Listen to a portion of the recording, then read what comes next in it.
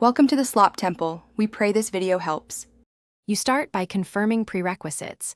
Install Psiphon and the latest Efootball build. Open Psiphon and allow required permissions. Once done, switch to the app tunnel mode if available. Make sure to select a nearby server region to reduce latency.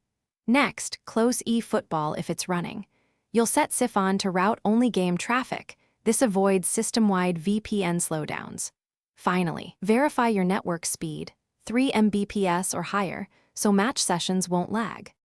Now configure Psiphon for gameplay. Open Settings and prefer App Tunnel, add Efootball to the tunneled apps list.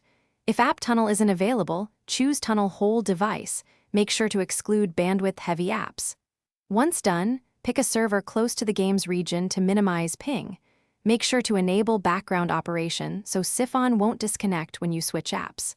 Finally, test by launching Efootball and checking in-game ping and matchmaking behavior before entering competitive matches. Finish by launching Efootball and observing connection quality. You should see lowered ping and stable matchmaking.